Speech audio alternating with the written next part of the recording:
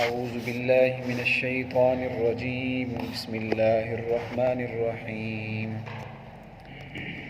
ولله المشرق والمغرب فأينما تولوا فثم وجه الله إن الله واسع عليم وقالوا اتخذ الله ولدا سبحانه بل له ما في السماوات والأرض كل له قانتون بديع السماوات والأرض وإذا قضى أمرا فإنما يقول له كن فيكون صدق اللہ العظیم۔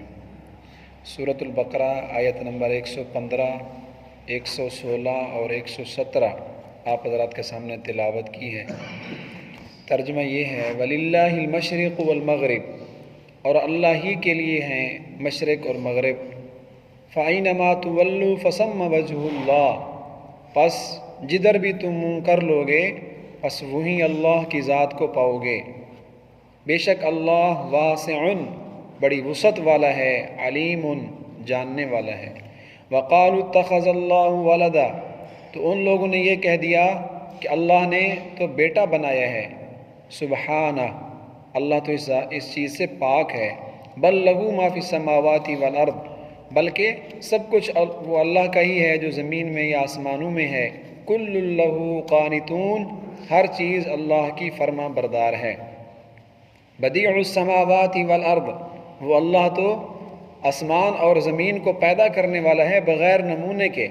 وَإِذَا قَضَى أَمْرًا، اور اس کا طریقہ کار یہ ہے کہ جب وہ کسی کام کا ارادہ کرتا ہے تو فَإِنَّمَا يَقُولُ لَهُ كُن، تو بس اس چیز کو کہتا ہے بن جا، فَيَكُون، پس وہ بن جاتی ہے۔ وَلِلَّهِ الْمَشْرِقُ وَالْمَغْرِبُ، اللہ کے لیے ہیں مشرق اور مغرب۔ کیا مطلب ہے ان آیات کا، کیا تفسیر ہے؟ حضور صلی اللہ علیہ وسلم جب مدینہ طیبہ میں تشریف لے آئے تو تقریباً 17 مہینے تک مسجد اقصی کی طرف منہ کر کے نماز پڑھتے رہے۔ اس وقت قبلہ بیت المقدس ہی تھا، مسجد اقصی تھی، لیکن حضور صلی اللہ علیہ وسلم کے دل میں بیت اللہ کی، خانہ کعبہ کی محبت تو تھی، یاد تو آپ کو بہت آتی تھی، اور دلی طور پر آپ خانہ کعبہ کی طرف متوجہ رہتے تھے۔ اگرچہ اللہ کا حکم تھا یہ بھی مسلمانوں کا قبلہ ہے مسجد اقصی، تو 17 مہینے تک تقریباً حضور علیہ السلام مسجد اقصی کی طرف منہ کر کے نماز پڑھتے رہے۔ ایک مرتبہ آپ مسجد نبوی سے دور ایک قبیلہ ہے جس کو بنو سلمہ کہتے ہیں، تو آپ وہاں بنو سلمہ کے قبیلے میں گئے ہوئے تھے، وہاں ان کی مسجد ہے، وہاں آپ ظہر کی نماز پڑھا رہے تھے، اور اس مسجد کو آج کل مسجد قبلتین کہتے ہیں، 2 قبلوں والی مسجد۔ تو عین نماز کے ٹائم جب آپ نماز پڑھا رہے تھے، 2 رکعتیں آپ نے پڑھا لیں، تو حضرت جبرائیل علیہ السلام وہی لے کر آئے کہ یا رسول اللہ آپ کا قبلہ تبدیل ہو گیا ہے، آپ نماز کے اندر ہی خانہ کعبہ کی طرف منہ کر لیں۔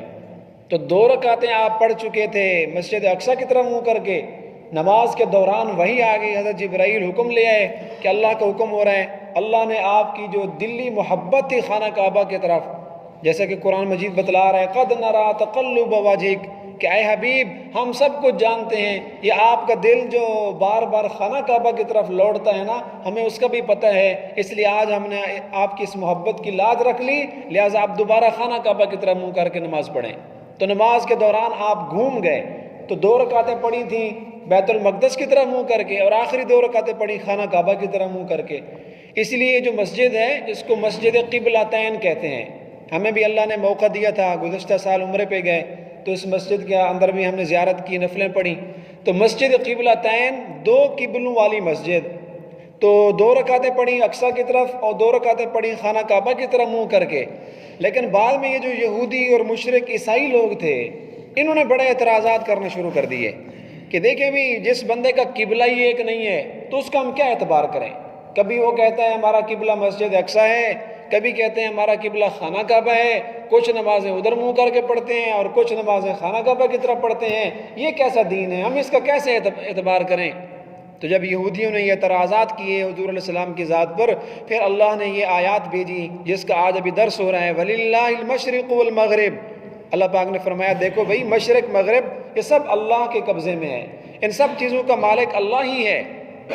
اگر مشرق کی طرف پہلے حکم تھا، مغرب کی طرف ہے، تو دونوں اللہ کے حکم ہیں اور ہر طرف اللہ کی ذات موجود ہے۔ فَأَيْنَمَا تُوَلُّوا فَثَمَّ وَجْهُ اللَّهِ، جدھر منہ کر لوگے وہیں تم اللہ کی رضا کو پالو گے۔ تو پہلے مسجد اقصی کی طرف منہ کر کے پڑھ رہے تھے تو وہ بھی اللہ کا حکم تھا، تو اب اگر حکم تبدیل ہو گیا، خانہ کعبہ کی طرف منہ کرنا ہے، تو وہاں بھی تم اللہ کی ذات کو پاؤ گے۔ فَثَمَّ وَجْهُ اللَّهِ، تو وہاں بھی اللہ موجود ہے، تو یہ بھی اللہ کا حکم ہے۔ ان اللہ واسع علیم، اللہ تو بڑی وسعت والا ہے، اللہ تو بڑے وسعت ظرفی والے ہیں، اللہ تنگ دلی اللہ تعالیٰ کے ہاں نہیں ہے۔ اگر پہلے حکم آ گیا مسجد اقصی کی طرف، لیکن حضور علیہ السلام کی محبت تھی خانہ کعبہ کی طرف، اور بار بار دل میں ان کے جذبہ اٹھتا تھا کہ کاش ہمارا خانہ کعبہ وہی بیت اللہ ہی ہمارا قبلہ ہوتا، تو اللہ نے ان کی بات قبول کر لی۔ اللہ بڑی وسعت والے ہیں، علیم، اور یہ جو کچھ پروپیگنڈا کر رہے ہیں نا، اللہ ان کو جاننے والے بھی ہیں۔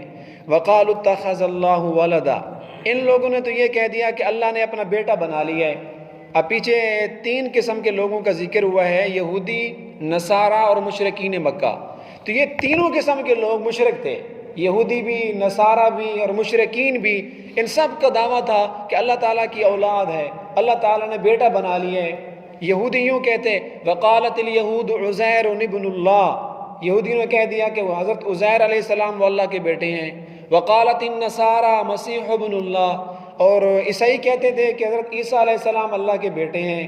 اور ان مشرکین نے کہا تھا تجعلون للہ البنات، وہ فرشتوں کو کبھی کہتے ہیں یہ اللہ کی بیٹیاں ہیں۔ تو یہ سب لوگ یہودی، عیسائی اور مشرکین مکہ، سب کا دعویٰ تھا کہ اللہ تعالیٰ کی اولاد ہے۔ کبھی عزیر علیہ السلام کا کہہ دیتے، کبھی حضرت عیسیٰ ابن مریم کا کہہ دیتے، کبھی کہتے فرشتے اللہ تعالیٰ کی نعوذ باللہ بیٹیاں ہیں۔ سبحانہ، اللہ نے سب کی نفی کر دی کہ یہ جو بیٹے کا دعویٰ کر رہے ہیں نا، اللہ ہر چیز سے پاک ہے، اللہ بیٹوں سے بھی پاک ہے، اللہ بیویوں سے بھی پاک ہے، اللہ تعالیٰ ماں باپ سے بھی پاک ہے، اللہ تعالیٰ کو ان چیزوں میں سے کسی کی ضرورت نہیں ہے۔ لم یلد ولم یولد، نہ تو اللہ نے کسی کو جنا ہے اور نہ ہی خود اللہ تعالیٰ کسی سے پیدا ہوئے ہیں۔ اللہ صمد، وہ بے نیاز ذات ہے۔ ولم یکن لہ کفوا احد، اس کا کوئی ہمسر نہیں ہے، وہ اکیلا ہے۔ تو ان کا یہ دعویٰ کہ اللہ کی اولاد ہے محض جھوٹا دعویٰ ہے۔ بل لہ ما فی السماوات والارض، بلکہ حقیقت یہ ہے کہ جو کچھ بھی زمین میں ہے، آسمان میں ہے، یہ سب اللہ کی مخلوق ہے، یہ سب اللہ کی پیدا کردہ ہے۔ فرشتے وہ بھی اللہ کی مخلوق ہیں، زمین، آسمان، حضرت عزیر علیہ السلام، حضرت عیسیٰ ابن مریم، فرشتے، یہ تو اللہ کی مخلوق ہے، اللہ تعالیٰ کے بیٹے نہیں ہیں، اللہ تعالیٰ کی پیدا کردہ چیزیں ہیں۔ کل لہ قانتون، یہ سب چیزیں کائنات میں جو بھی چیز ہے، قانتون، کل لہ قانتون، یہ سب اللہ کے فرما بردار ہیں۔ بدیع السماوات والارض، آگے اللہ نے اپنی قدرت کو بیان فرمایا کہ جب یہودی اور عیسائی لوگوں نے اللہ تعالیٰ کے لیے بیٹے ثابت کر دیے، فرشتوں کو بیٹیاں کہہ دیا، تو اللہ نے اپنی قدرت کا اظہار فرمایا۔ فرمایا بدیع السماوات والارض، میں تو خود پیدا کرنے والا ہوں، آسمان کو پیدا کرنے والا ہوں، زمین کو پیدا کرنے والا ہوں۔ بدیع کہتے ہیں جو بغیر نمونے کے کسی چیز کو پیدا کرے، اور کوئی سیمپل بھی موجود نہ ہو، کوئی نقشہ بھی سامنے موجود نہ ہو، بندہ کوئی چیز بنا دے تو اس کو عربی میں کہتے ہیں بدیع، اور وہ صرف اللہ ہی کی ذات ہے کہ اللہ نے ان آسمانوں اور زمینوں کو بنایا، پیدا کیا، کوئی نقشہ پہلے نہیں تھا، کوئی نمونہ سامنے نہیں ہے، تو اللہ نے بغیر نمونے کے زمین اور آسمان کو پیدا کیا ہے۔ اور اسی لفظ بدیع سے لفظ بدعت ہے، بدعت کا معنی بھی کسی نئی چیز کو پیدا کرنا۔ تو یہ دین میں جو لوگ اپنے اپنے مسئلے گھڑ لیتے ہیں یا ایسی چیز کو دین سمجھ لیتے ہیں جس کا دین سے کوئی تعلق نہیں ہے، تو اس کو بھی بدعت اس لیے کہتے ہیں کہ وہ بھی ایک نئی چیز ہوتی ہے، دین سے اس کا کوئی تعلق نہیں ہے۔ بخاری شریف میں ایک روایت ہے، حضور صلی اللہ علیہ وسلم نے فرمایا من احدث فی امرنا ھذا ما لیس منہ فہو رد، کہ جس بندے نے دین کے اندر وہ بات گھڑ لی، وہ مسئلہ پیدا کر لیا، نیا مسئلہ ایجاد کر لیا جو دین سے نہیں ہے، نہ قرآن میں ہے نہ حدیث میں، اس کا دین سے کوئی تعلق نہیں ہے، فہو رد، تو یہ اس کی بدعت اس کے منہ پر ماری جائے گی، یہ اس کا عمل مردود ہے، یعنی اس پر کوئی ثواب نہیں ہے بلکہ اس کو گناہ ملے گا۔ اچھا، بعض لوگ ایک جاہلانہ قسم کا اعتراض کرتے ہیں، وہ کہتے ہیں دیکھو اگر ہم بدعتی ہیں تو پھر تمہاری مسجدوں میں پنکھے نہیں لگے ہوئے، تم لاؤڈ سپیکر استعمال نہیں کرتے، یہ بھی تو پھر بدعت ہو گیا، تم موبائل فون استعمال کرتے ہو، یہ بھی تو پھر بدعت ہے، کیونکہ حضور علیہ السلام کے زمانے میں تو موبائل نہیں تھا اور صحابہ کرام نے تو موبائل استعمال نہیں کیا، تم گاڑیوں پہ سفر کرتے ہو، جہاز پہ اڑتے ہو، یہ بھی تو بدعت ہو گیا۔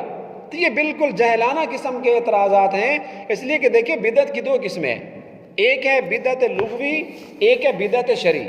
ان میں فرق اچھی طرح سمجھ لیں۔ بدعت لغوی یعنی معنی کے اعتبار سے بدعت، بدعت کا معنی ہے نئی چیز، تو یہ جتنی بھی چیزیں ہیں نا تو یہ بدعت لغوی ہیں، کوئی بندہ ان کو دین سمجھ کر نہیں کرتا۔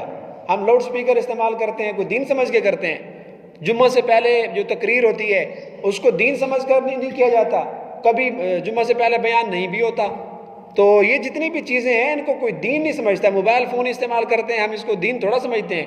جو آدمی جہاز پہ اڑ رہا ہے وہ دین سمجھ کے اڑ رہا ہے، لیکن جو آدمی دین کے اندر کوئی بدعت گھڑ لیتا ہے، یعنی جو بدعت شرعی ہے، بدعت شرعی کا تعلق دین سے ہوتا ہے، یعنی دین میں کوئی مسئلہ پیدا کر لیا جائے اور اس کو نہ کرنے والے پر، اس بدعت کو نہ کرنے والے کے اوپر گرفت کی جائے، اس کا مواخذہ کیا جائے، لعن طعن کیا جائے کہ تو نہیں کر رہا، تو یہ دین کے اندر جنہوں نے مسائل گھڑے ہوئے ہیں وہ فی الدین ہے۔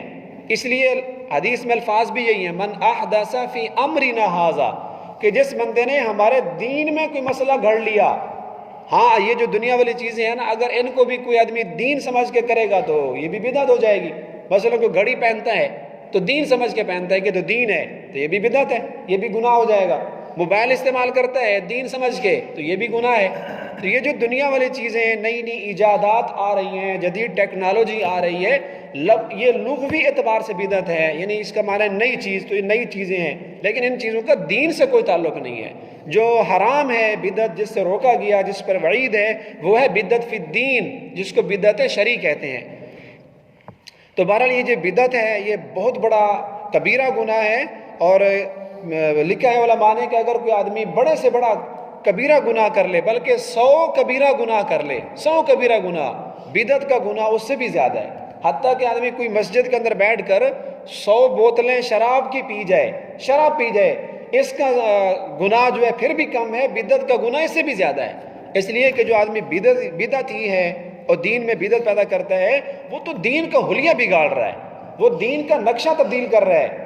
جو آدمی زنا کر رہا ہے، شراب پی رہا ہے، جوا کھیل رہا ہے، وہ تو اس کو گناہ سمجھ کے کر رہا ہے، اس سے دین کا نقشہ تو تبدیل نہیں ہو رہا نا، وہ اپنی آخرت خراب کر رہا ہے۔ لیکن بدعتی آدمی جو نئے نئے طریقے گھڑ لیتا ہے وہ دین کو بگاڑ رہا ہے۔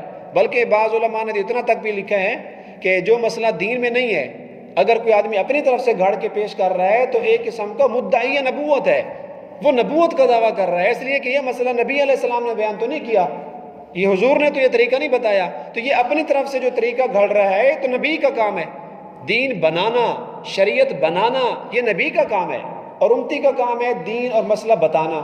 تو ہم جو علماء ہیں یا دین کے وارثان ہیں، یہ مسئلہ بناتے نہیں ہیں بلکہ مسئلہ بتاتے ہیں۔